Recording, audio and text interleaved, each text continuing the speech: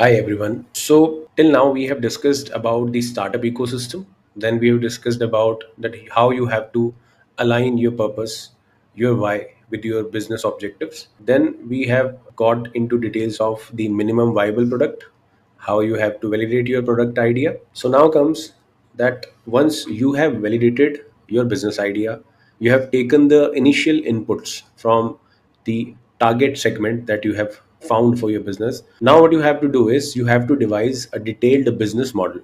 Now what is business model? So it is like you have to create a plan where you will be mentioning all the participants which will be part of the offering that you're going to do. So like your product, whether it is for businesses, whether it is for customers, if it is for business, how you will be doing B2B sales, if it is for customers, how you will be doing B2C or D2C sales. Okay, D2C term is generally used when you are sending something direct to customers. B2B is business to business and B2C is business to customers. All these things we are going to discuss in detail in the building a business module. Okay, so as a business you have to start with a well crafted business model. This section is going to get into the depth of the key elements, okay, that you have to take into note while developing a sustainable business. Okay, so as I mentioned, there are three kind of models. One is B2B, other is B2C, and third one is D2C. So you have to focus on selling products or services to other businesses, or you have to target the individual customers directly with your consumer products, or you have to sell your product directly to customer without any intermediary. The example for these can be like if you are providing a web development service, okay, that development service is generally for whom? The people who are going to use it for the purpose of their business. So it is a B2B. Second example could be you are developing a product, say a toothpaste. It will be consumed by a consumer. Okay, so it will be a B2C. Then comes D2C, like you are providing, say, fresh vegetables. Now, these fresh vegetables generally the farmer gives it to the intermediary, takes to the mandis, say it goes to your home, okay, or to the local markets, and then to your home. Instead of that, if you are removing all the intermediaries in between, taking the product directly from the farm to your home, so farm to home kind of a model will be a D2C. So this is how the business model will work. And there can be other models also like B2C, which is further extension of a B2B model only. Like if someone is giving a franchise, say company like maybe Chai Sutta Bar, okay, what they are doing, they have created a brand. Now they are giving their franchise.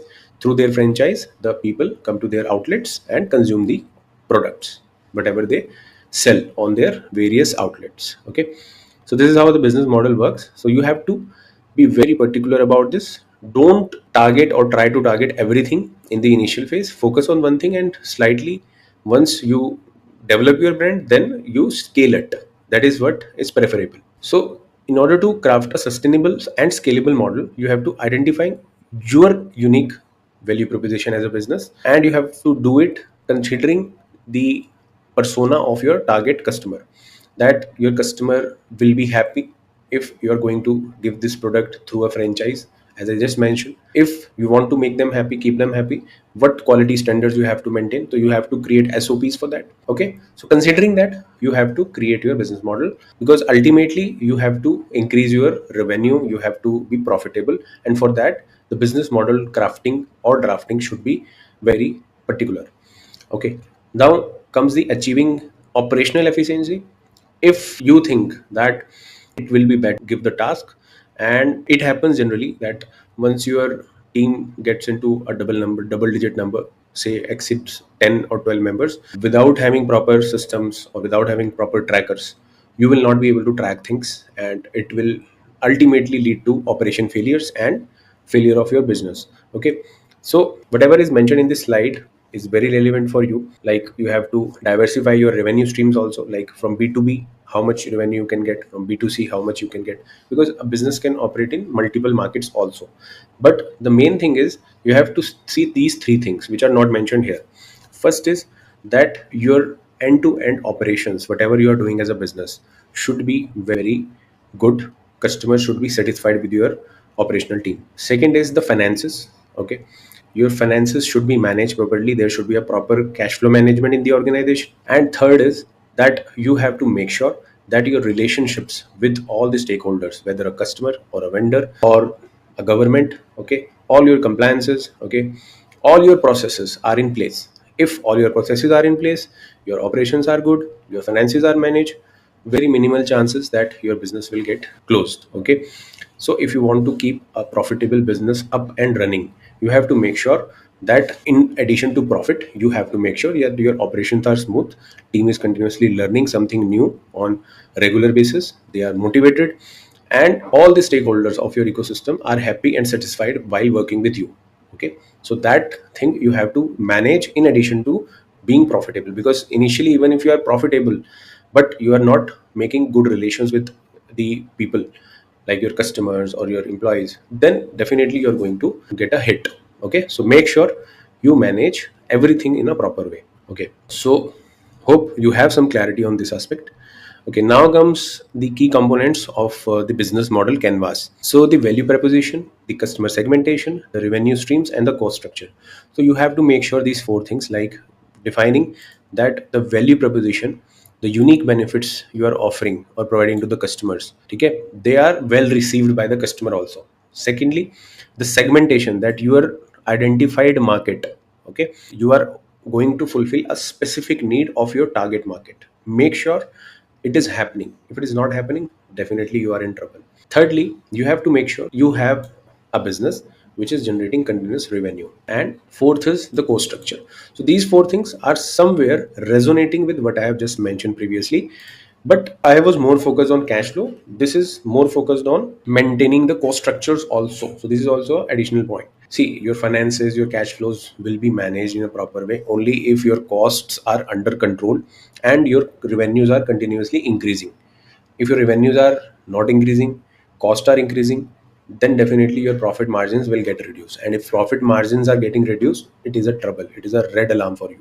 This is what you have to make sure while drafting your business model, that your business model should cover at least the buffers. Like if you are targeting only on B2C and not even focusing on B2B, but your product or your offering is adding some value to B also, always keep that as a second best option with you. And if B2C is not working, try B2B after that. Okay, if both are not working, try some other model, but continuously we have to evolve this business model. It's not that we have to be rigid on what we have written or finalized. We need to be flexible.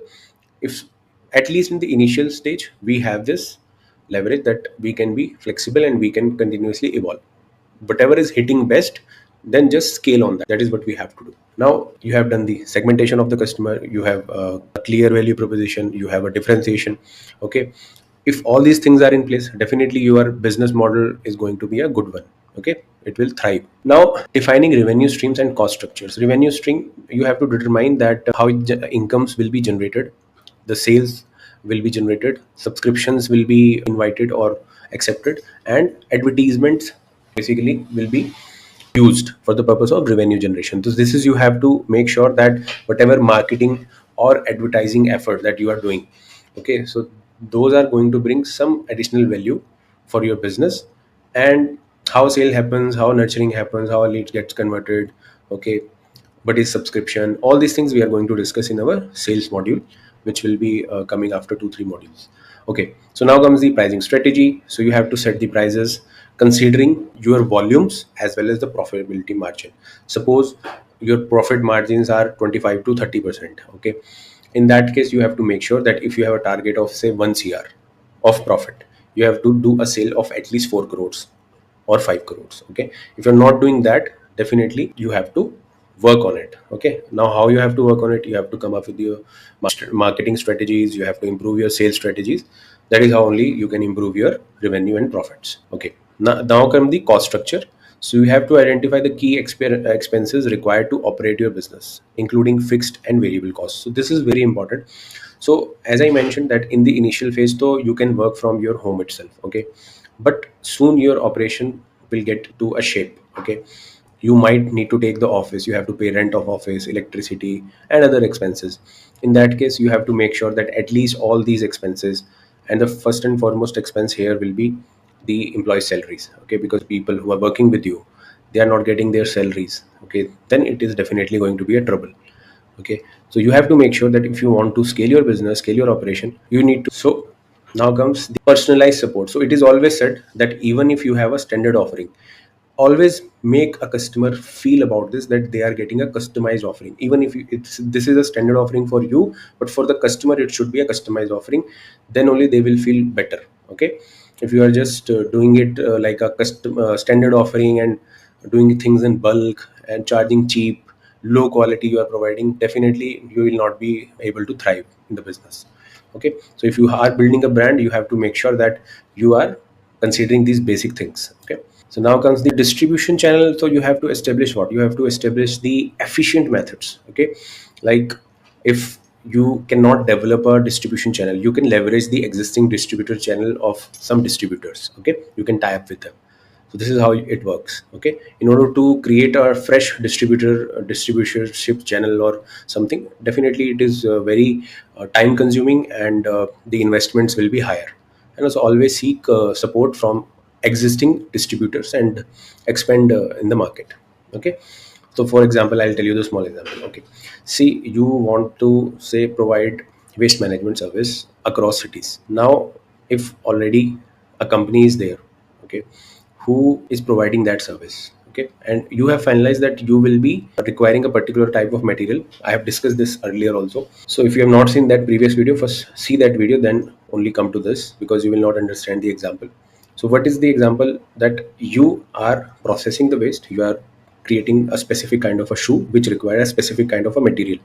It comes through what? It comes through a waste management company only. So you will tie up with all waste management companies, you will get that material from them and get to create that. So you have to leverage the technology. Okay, the distribution channel in this case will be the e-commerce platforms. Okay, so this is how it will work. Okay, now comes the implementation and iteration of the business model. So as we have discussed regarding the MVP approach, similar to that, you have to continuously iterate your business model. You have to first launch the initial business model, whatever you have finalized, begin the operation. Then you have to track, continuously monitor. Okay, if it is going well, good, you need to scale that particular thing. If things are not going well, then you need to see that whether any changes in the business model is required. Okay, and you have to continuously iterate it. So this is all in this video. We'll see you in next video. Thank you so much.